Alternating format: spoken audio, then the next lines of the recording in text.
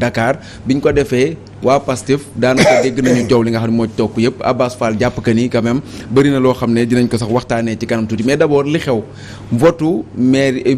adjoint yu au maire bu Dakar mu di 18 adjoints yoo xam ne moom lañ doon falaat lan moo ko waral d'abord. waaw d'abord da nga may ma profito ci tribune bi ñu jaale suñu 7e adjointe au maire bi nga xam ni démb malheureusement dafa mujj gàttal waxtaan bi parce qu'elle a perdu son frère muy madame Jacqueline Badiane di ko massawu di ñaan yàlla ki dem yàlla yóbbu ko àjjanal firdawsi.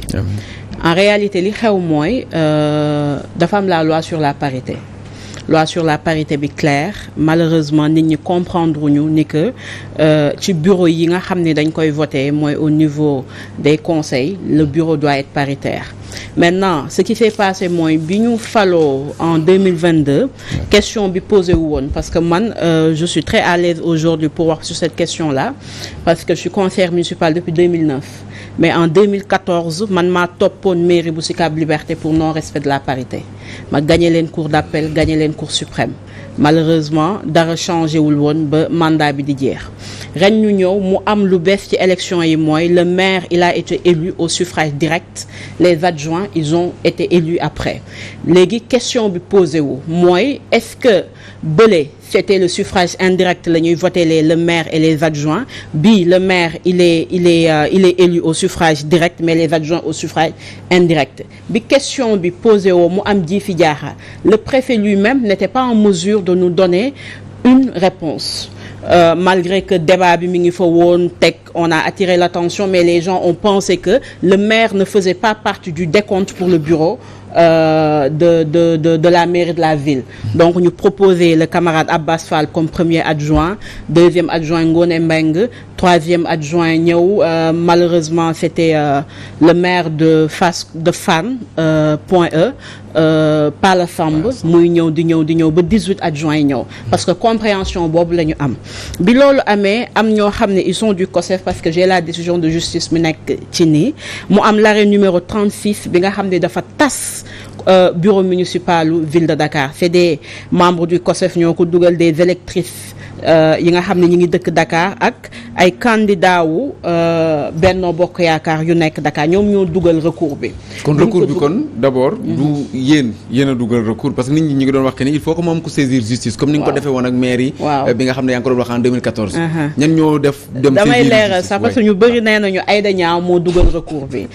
pour cette fois-ci du Aïda.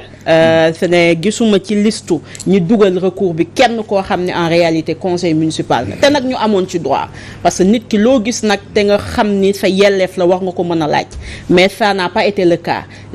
la coalition Yewwi la coalition Benno Bokk Yaakaar ñi nekk bokk ci conseil municipal bi kenn ci ñoom bokkul ci ñu dugal recours bi c'est des membres du COSEF membres de l'AGS des électrices candidates Benno Bokk Yaakaar Dakar dont on peut citer les noms ñooñu ñoo dugal recours bi ñu dugalee recours bi arrêt 36 génn ñu annulé bureau ville de Dakar bi ñu ko annulé ñu nekk ci jiixi jaaxa comment on va faire le préfet def benn note nous disant que parce que en fait le bureau municipal dans des localités am na rôle bu mu war a jouer que bu nekkul dans la légalité aussi toutes les décisions yoo xam ni demain dañ koy prendre moom du ci tenir en compte parce que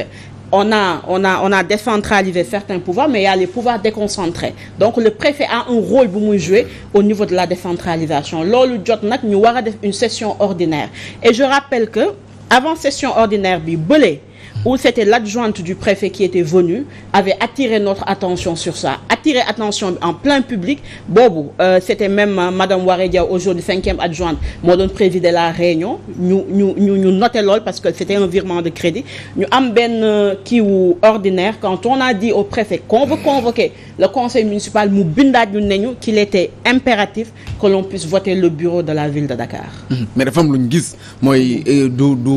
bëri na ay gox yoo xam ne respecté wuñu parité bi fu mel ni assemblée nationale même respecté wuñu parité bi parce que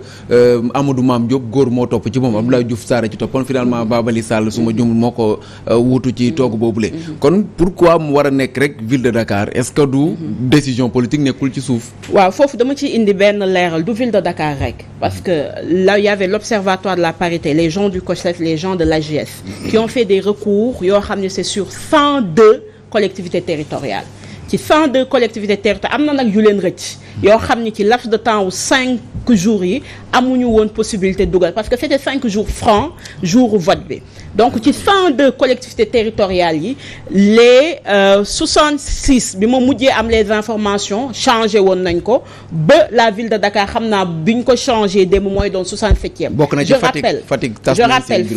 c'était Birame Faye l'actuel ministre qui était le premier adjoint dafa tëb moom am une femme qui est venue première adjointe Maïssa Mayekor nekk deuxième adjoint ñu kii ko je rappelle HLM il y a même pas un mois ils ont changé leur bureau municipal changé les adjoints au maire je rappelle que Dieuppeul Derklé il y a même pas 15 jours aussi ils ont changé bureau bi tas nañ ko je rappelle que dans même le département de Dakar il y a d'autres communes yoo xam ni bu ñuy def seen session ordinaire obligatoirement parce que ils ont été attaqués et ils ont perdu dañu war a changer seen bureau municipal. Jose Nesta pourquoi kon par rapport ak li Aïda Niang wax ay localités yu bari la pourquoi bu Dakar bi war a mën a jur coow kon finalement. non bu Dakar bi jur coow peut-être que dafa nekk mairie boo xam ne day cristalliser c'est normal c'est la plus grande mairie et puis elle cristallise aussi beaucoup d'attention mais d'après les explications de Aïda Niang donc am na lu bëri loo xam ne déglu naa aussi le maire Barthélémy Diaz waxoon naa ko fi démb aussi la nouveauté si élection wu conseillers yi adjoints yi c'est une nouveauté parce que au début c'était quoi le maire en tout cas le bureau de la mairie était composé en tout cas était voté par au même titre le maire ak adjoint yëpp la ñu doon votandoo benn jour devant l'autorité administrative en l'occurrence le préfet wala le sous-préfet dans certaines circonscriptions alors il s'est trouvé que dans ce cas de figure yaakaar naa ñoom ñu fa nekkoon même à commencer par le préfet xamuloon alors que le maire bon il savait que le maire cette fois-ci est élu au suffrage universel direct donc dans ce cas-là bokkatul ci élection bi donc partant de là tous les autres conseillers dañ leen di élire comme à l'ancienne quoi c'est-à-dire ñu voter premier jusqu'au 18e selon les mairies bon alors maintenant démb sax je l'ai xawma démb wala tey laa ko doon wax ci émission Keppaar gi à la rajo ma ne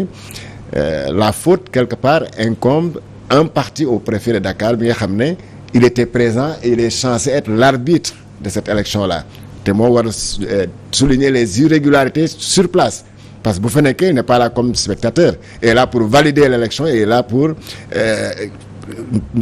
constater que l'élection s'est passée dans les règles de l'art et en toute légalité. Malheureusement lui certainement il n'a pas compris. mais est-ce que loi bi la ñu war a changer waat au lieu que ñuy xaar par exemple Aïda Niang wala Issa Tine wala Jose Nesta dem di saisir justice que ni bureau bu Dakar par exemple respecté wul lii ñu changer ko ba nga xam ne l'autorité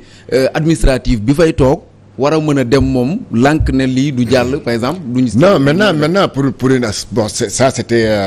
c'était pour une première mais maintenant tout le monde va comprendre maintenant léegi certainement dans 5 ans bu naree éliraat beneen conseiller municipal ces écueils-là ne vont pas se passer parce que léegi tout le monde a compris. ñi porter les conseillers ak en tout cas ñoo xam ne ñoo dem yóbbu affaire bi ci yoon. pour faire constater ou faire annuler cette élection-là. wax na ko am na si ñoo xam ne Benno Bokk Yaakaar lañ bokk te Benno Bokk Yaakaar boobu seen conseiller nekkoon à la mairie de Dakar jour élection bi ils l'ont contesté. oui bien sûr jour boobu ils l'ont contesté d'ailleurs je me rappelle très bien am na si un ami là bi ma doon wax ne mais Aïda Niang bii toog sax moom lañ waxoon ne moo waroon nekkoon premier adjoint au maire loolu am na beneen waaye bu ma ko waxoon. ba ñu ne finalement mais y a pas de souci comme de toute façon ñoom ñëpp sont de l'opposition y a pas de souci nañ jël Abass Fall Abass bu mu ko waxee gis nga ñoom Bamba Fall dañu ne non mënul nekk ñoom Seydou Gueye effectivement donc partant de cela je l'ai dit et je le répète xam nga politique moom boo koy def am na expérience bi mais aussi da nga si war a ñaaw njort wóor na ma ne jour élection bi Abass Fall bu jàppoon ne lii irrégularité la parce que am na ñu taxaw ne ñun xam nañ que ne élection bi wala dafa war a respecter la parité dafa waroon rocceeku ndànk ne bon je propose donc une dame de Pastef pourquoi parce que la première force étant le maire de Dakar bi nga xam ne moo nekkoon tête de liste ko kenn waxatu ko élection bi moom jaat na ne mais le premier adjoint ñu ne dañuy tànn koo xam ne était la seconde force de la coalition mooy suñu colistier bi nga xam ne mooy de Pastef donc boo constaté irrégularité boobu man à la place de Abatt Fall damay reculer proposer une dame de mon parti te xamoon naa ne jamono boobu buñ koy def bu ñu proposer une dame de Pastef pour me remplacer Abiss day jàll parce que y avait une cohésion au sein de la coalition maintenant les choses n'étant plus les mêmes démb si boo ko bëggoon def démb ak situation nu mu demee situation wu coalition bi nu mu demee léegi il y a plus cette confiance là forcément boo dugalee benn boo bëggee ne waa Yewwi Askan Wi toog leen ngeen waxtaan seen candidat wala seen candidate boo xam ne moo war a nekk premier adjoint dina am ñu bëri ñoo xam ne dañ ne non on respecte les règles là nañu voter et chaque conseiller va voter selon sa conscience plutôt que naan dañuy def ay arrangement tey wax na ko sax mu ne gardewul jardin d'enfants moom le maire de Dakar Barthélémy